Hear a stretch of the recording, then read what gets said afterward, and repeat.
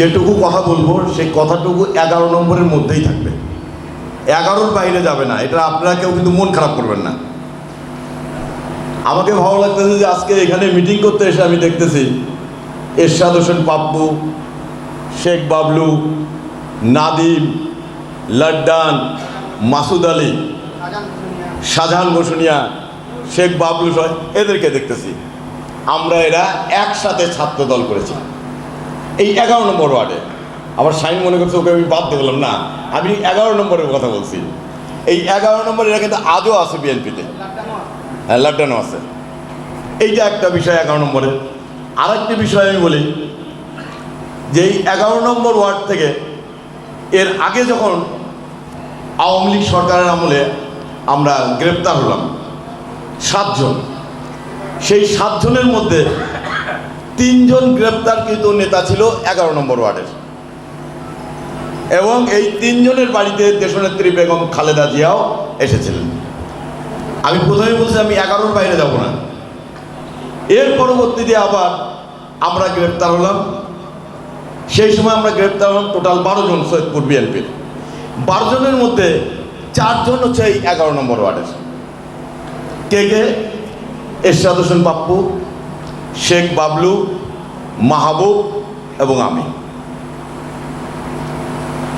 এরপরে আপনার এই বিএনপির প্রথম অফিস এই 11 নম্বর ওয়ার্ডে। কোথায় এটা? এই যে পৌরসভার সামনের একদম মোড়ে ওইখানটা ছিল বিএনপির একটা অফিস। আর একটা অফিস ছিল 11 নম্বর ওয়ার্ডের পুলিশ ফাঁড়ির সামনে, এটিও এই 11 নম্বর ওয়ার্ডে। আমি মিজু যে বললো যে ওই যারা ইন্তেকাল করছে দলের, তার মধ্যে একজনের নাম মিজু বাদ দিচ্ছে, সেটা আমি একটু সংযোজন করে দিই। সৈয়দপুর পৌর বিএনপির সিনিয়র ভাইস প্রেসিডেন্ট ছিলেন, জেলা বিএনপির ভাইস প্রেসিডেন্ট ছিলেন ডক্টর রিয়াজ আহমেদ, এই দিনাজপুর রোডে হানিফ স্যারের বাড়ির সামনে। হ্যাঁ, উনিও আমাদের মধ্যে ইন্তেকাল করেছেন। ওনার নামটা খালি বাদ গিয়েছিল, আরও হয়তো 2-1 বাদ যাইতে পারে। তো এই হচ্ছে আমার 11 নম্বর ওয়ার্ড। এবং এই 11 নম্বর ওয়ার্ড যে বিএনপির একটি ঘাঁটি, এর প্রমাণ কি? এর প্রমাণ হচ্ছে এই 11 নম্বর ওয়ার্ডে যতবার পৌরসভার কাউন্সিলরের ভোট হয়, প্রার্থী হয় কে? বিএনপির লোকে 2 জন করে প্রার্থী হয়। ওই বিএনপি প্রতিদ্বন্দ্বিতা করেই বিএনপির লোক যেতে। তাহলে বিএনপির প্রতিদ্বন্দ্বী এখানে বিএনপিকেই করতে হয়, অন্য কেউ করতে পারে না। তাহলে এই 11 নম্বর ওয়ার্ড বিএনপির ঘাঁটি, এটা তো আমার মনে খুব সহজে আমরা বুঝতে পারছি। শুধুমাত্র সেই সময় সাহস নিয়ে আমি দেখেছি কাজ করেছে একটা শেখ বাবলু, একটা মিজু, একটা এরশাদ হোসেন পাপ্পু। বাকিরাও করেছে, কিন্তু এই 3 জন রিস্ক নিয়েছিল। আমরা কি দেখলাম? ভোটের আগের দিন আমাদের সমস্ত নেতাকর্মীর বাড়িতে পুলিশি হামলা। আমি মনে করলাম যে ভোটের কি হবে। ভোটের রেজাল্টে দেখলাম যে 11 নম্বর ওয়ার্ড থেকে আমরা সর্বোচ্চ ভোট পেয়েছি। মানুষ ভোট দেওয়ার যদি সুযোগ পায় তাহলে ভোট কিন্তু বিএনপির প্রার্থীর দিকেই যাবে, ধানের শীষের প্রার্থীর দিকেই যাবে। কিন্তু আমরা তো এই সুযোগ পাচ্ছি না, এই সুযোগ আমরা পাচ্ছি না। স্বৈরাচারিণী হাসিনার পতন হয়েছে বটে, কিন্তু নির্বাচন নিয়ে কিন্তু অনেক খেলা চলছে। আমার পার্টির ভারপ্রাপ্ত চেয়ারম্যান বলছে অদৃশ্য শত্রুর বিরুদ্ধে আমাদেরকে লড়াই করতে হবে। অদৃশ্য শক্তি কোনটা? যে শক্তিকে আমরা চিনি না, জানি না, এদের বিরুদ্ধে আমাদেরকে লড়াই করতে হবে আগামী নির্বাচনের জন্য। আর এই জন্যই আজকে আমি পৌর বিএনপিকে ধন্যবাদ দেব যে 5ই আগস্টের পরে আমাদের কিন্তু সাংগঠনিক কার্যক্রম নাই বললেই চলে। আছে কি? নাই। এরপরে আজকে যে সভা, এটি একটি সাংগঠনিক কার্যক্রমের একটি অংশ। এই অংশটি হয়ে অন্ততপক্ষে আমরা দলীয় নেতাকর্মীর সাথে 2-4টি কথা বলতে পারছি, আমরা ভালো মন্দ জানতে পারছি। এই জন্য আমি পৌর বিএনপিকে আন্তরিক অভিনন্দন এবং ধন্যবাদ জানাই। এবং ধন্যবাদ জানানোর আগে আমি জানানোর পরেই বলবো, এই ওয়ার্ডের প্রেসিডেন্ট মোখলেসুর রহমান, সেক্রেটারি লেবু, সাংগঠনিক সম্পাদক শামসাদ, এরা কিন্তু এই ওয়ার্ডে ইতিপূর্বেও যথেষ্ট কাজ করেছে। যে কোনো মিছিলে তারা এই ওয়ার্ডকে কিন্তু নিয়ে গিয়েছে। তারা সাংগঠনিকভাবে আমার দৃষ্টিতে অনেক অগ্রগামী ভালো সংগঠক বলে আমি মনে করি। আমি মনে করি যে তাদেরকে দিয়ে এই সংগঠনটাকে আর একটু এগিয়ে নিয়ে যাওয়া যায় কি না এই বিষয়টি বিবেচনার জন্য আমি আহ্বান জানাব। আমি পরিশেষে বলতে চাই, কোনো ব্যক্তির দায়ভার বিএনপি কিন্তু গ্রহণ করবে না, করবে না। আমি 11 নম্বর ওয়ার্ড বিএনপি সহ বিভিন্ন ওয়ার্ডের যে সমস্ত নেতৃবৃন্দ আপনারা আছেন, নিজ নিজ ওয়ার্ডে কোনো বিশৃঙ্খলকারীকে দলে প্রশ্রয় দিবেন না। কোনো দখলবাজ চাঁদাবাজকে দলে প্রশ্রয় দিবেন না। কারণ দখলবাজ চাঁদাবাজরা ইতিপূর্বেও করেছে, আজও করবে, শুধুমাত্র খোলসটা বদল করবে, শুধুমাত্র খোলস বদল করবে।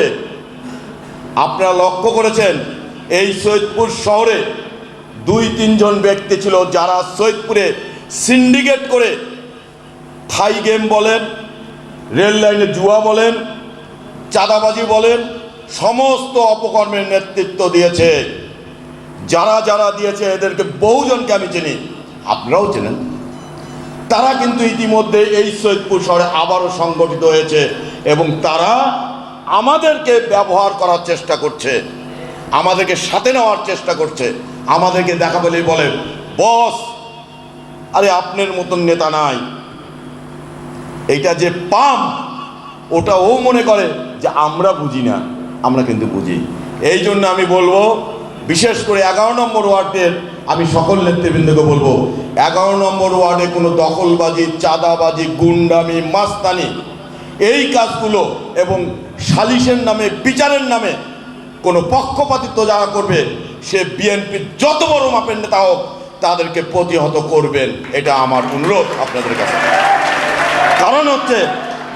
কারণ হচ্ছে যে যদি আমরা ভুল করি, আমাদের ভুলের খেসারত দিতে হবে কোথায়? নির্বাচনে। আর ওই নির্বাচনের খেসারত যাবে কোথায়? দেশনেত্রী বেগম খালেদা জিয়ার কাছে। 151 আসন না পেলে কেউ রাষ্ট্র ক্ষমতায় যাবে না। যদি আমাদের ভুলের কারণে আমরা একটা আসন না পাই, তাহলে কি রাষ্ট্র ক্ষমতা আমরা যেতে পারবো? আজকে কি আমরা পাওয়ারে আছি? আমরা কিন্তু পাওয়ারে নাই। এরপরেও আমাদের অনেকের আমাদের চাল চলন, কথাবার্তা, ভাব এরকম যে আমরা বোধহয় রাষ্ট্র ক্ষমতায় এসেছি। তা কিন্তু নয়। আমার পার্টির ভারপ্রাপ্ত চেয়ারম্যান জনাব তারেক রহমান সাহেব বারবার বলছে, কোনো সন্ত্রাসীর স্থান বিএনপিতে হবে না, চাঁদাবাজি, দখলবাজির স্থান বিএনপিতে হবে না। এজন্য তিনি কিন্তু তার লোক নিয়োগ করেছেন সারা বাংলাদেশে, খালি সৈয়দপুরে তা নয়। অতএব আমরা নিজেরা সকলেই সাবধান থাকব, যদি আগামী দিনে বিএনপির রাজনীতিতে আমরা টিকে থাকতে চাই।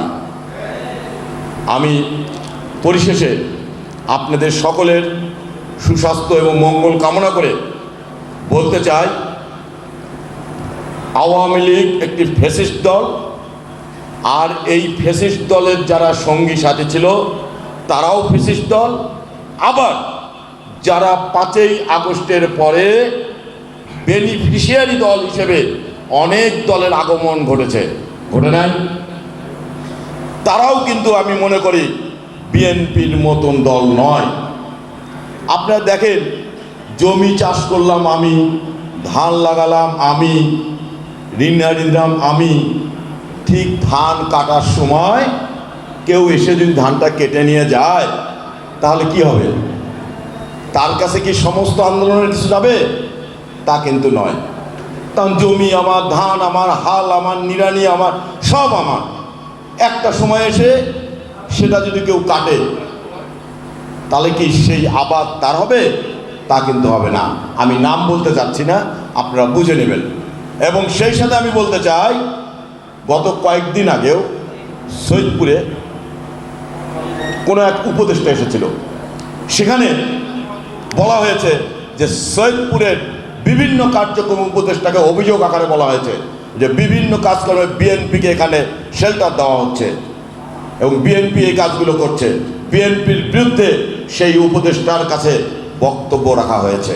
নিশ্চয়ই আমার জেলা বিএনপির নেতৃবৃন্দর কাছে এই খবর আছে, যদি না থাকে আপনারা এই খবরটা সংগ্রহ করবেন। তাহলে তারেক রহমান সাহেব বলেছে অদৃশ্য শত্রু, এই অদৃশ্য শত্রুর একটি নমুনা আমি আপনাদের দিলাম। আরও অদৃশ্য শত্রু আমাদের আছে, আমাদের বন্ধু হয়ে আমাদের সাথে থেকে আমাদের ক্ষতি করার চেষ্টা করছে। আমি পরিশেষে 11 নম্বর ওয়ার্ড বিএনপির ঘাঁটি, 11 নম্বর ওয়ার্ডে বিএনপির ভোট প্রতিটি ঘরে ঘরে, এখানে আমাদেরকে অর্গানাইজ করে ভোট নিতে হয় এটি যেমন আছে, পাশাপাশি প্রায় বাড়িতেই বিএনপির ভোট। আমি তো একটু আগে বললাম যে এই ওয়ার্ডে বিএনপির কাউন্সিলর যেতে বিএনপির কাউন্সিলরের বিরুদ্ধে ভোট করে, অন্য কেউ হয়? দেখেন আমি কিন্তু যেটা বলতেছি দেখেন, আর সমস্ত ওয়ার্ডে বিএনপিকে জিততে হয় কোনো না কোনো দলের সমর্থিত প্রার্থীর বিরুদ্ধে। আর 11 নম্বরে বিএনপির প্রার্থী যেতে বিএনপির প্রার্থীর সাথেই প্রতিদ্বন্দ্বিতা করেন। এর মানেটা হচ্ছে বিএনপির একটি উর্বর ওয়ার্ড এই বিএনপি, এই 11 নম্বর ওয়ার্ড।